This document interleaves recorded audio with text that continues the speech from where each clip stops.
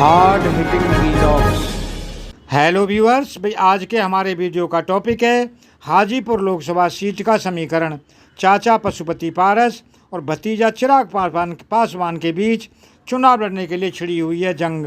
दोस्तों, बिहार की हाजीपुर लोकसभा सीट पर पूर्व केंद्रीय मंत्री दिवंगत रामविलास पासवान ने 1977 में कांग्रेस के किले में न सिर्फ सेंध लगाई थी बल्कि अपनी धाक जमाई थी।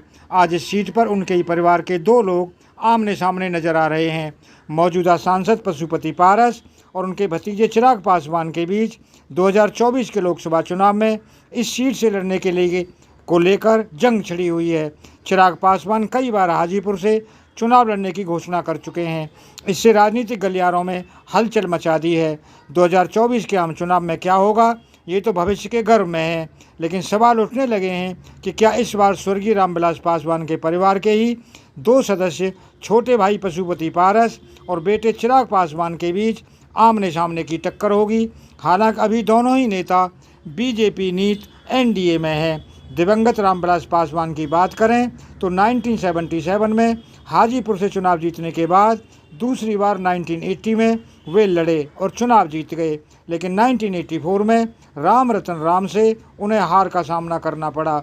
चुनाव हारने के बाद 1989 में ऐसा बाउंस बैक किया कि कांग्रेस के महावीर पासवान को 5,04,000 वोट से हराकर रिकॉर्ड ही कायम कर दिया।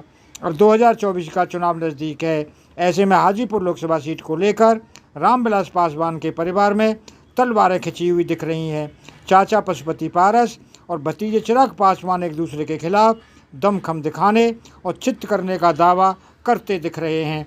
दोस्तों, 2009 में जनता दल यू के राम सुंदर दास से हारकर हाजीपुर सीट गंवाने वाले रामविलास पासवान 2014 में जीत दर्ज करते हुए 8वीं बार सांसद चुने गए थे।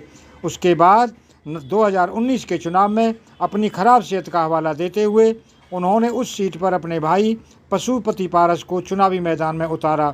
उनकी उम्मीदों पर पशुपति पारस खरे उतरे और आरजेडी के शिवचंद्र राम को हराकर हाजीपुर सीट पर जीत का सिलसिला बरकरार रखा। जब पूरे देश में कांग्रेस की पताका लहरा रही थी, उस दौर में शुरुआती 2 दशक तक तो हाजीपुर लोकसभा निर्वाचन क्षेत्र में भी कांग्रेस का ही दबदबा रहा, लेकिन 1977 में ये सीट एससी के लिए आरक्षित हो गई। इसी वर्ष कांग्रेस विरोधी लहर पर सवार होकर युवा नेता रामविलास पासवान ने कांग्रेस के किले में सेंध लगाई और रिकॉर्ड कायम कर दिया। उन्होंने देश में सर्वाधिक 4,69,000 वोट प्राप्त कर अपनी धाक जमाई थी और उनका नाम गिनीज बुक और वर्ल्ड रिकॉर्ड में शामिल किया गया था। 1980 में फिर रामविलास पासवान चुनाव जीते। वर्ष 1984 में पासवान यहाँ से चुनाव हार गए। उन्हें कांग्रेस के राम रतन राम ने हराया था। 1989 में पासवान ने फिर ऐतिहासिक जीत दर्ज की और कांग्रेस के महावीर पासवान को 5,04,000 वोटों से न सिर्फ हराया बल्कि अपने रिकॉर्ड को और बेहतर किया था। तब से ये सीट रामविलास पासवान का गढ़ रही। 2009 में वो जेडीयू के वरिष्ठ नेता राम सुंदर दास से हार गए थे, पर वर्ष 2014 में उन्होंने फिर जीत के साथ वापसी की और 8वीं बार हाजीपुर से सांसद बने। दोस्तों, 1957 के लोकसभा चुनाव के दौरान हाजीपुर लोकसभा सीट अस्तित्व में आई थी। उस समय यहाँ पर कांग्रेस का वर्चस्व था।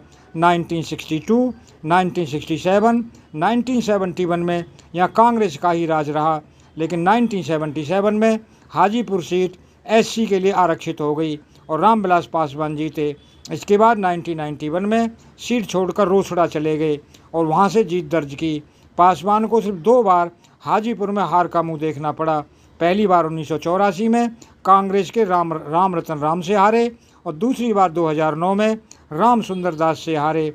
दोस्तों, इस क्षेत्र में हिंदुओं की आबादी सबसे अधिक है। अल्पसंख्यकों में मुस्लिम वोट 9.5% हैं, क्रिश्चियन 0.06% तथा सिख, बुद्धिस्ट और जैन 3% हैं। जातीय आधार पर क्षेत्र में यादव, राजपूत, भूमिहार, कुशवाहा, पासवान और रविदासियों की संख्या सर्वाधिक है। अति पिछड़ों की भी अच्छी संख्या है, जिनकी चुनाव में महत्वपूर्ण भूमिका होती है। हाजीपुर संसदीय क्षेत्र में विधानसभा क्षेत्र हाजीपुर, लालगंज, महनार, महुआ, राजापाकर और राघोपुर आते हैं। इस क्षेत्र में पातेपुर विधानसभा क्षेत्र था, जो 2014 के चुनाव में कटकर उजियारपुर लोकसभा क्षेत्र का हिस्सा बन गया। बदले में वैशाली लोकसभा क्षेत्र से लालगंज को काटकर हाजीपुर से जोड़ा गया। इस लोकसभा क्षेत्र में वैशाली जिले के 3 अनुमंडल आते हैं, जिनमें हाजीपुर, महुआ और महनार शामिल हैं। दोस्तों, अगर आपको ये वीडियो पसंद आया हो तो चैनल को सब्सक्राइब करें, वीडियो को लाइक करें, ज़्यादा से ज़्यादा शेयर करें। आप लोगों का बहुत बहुत धन्यवाद। Thank you very much.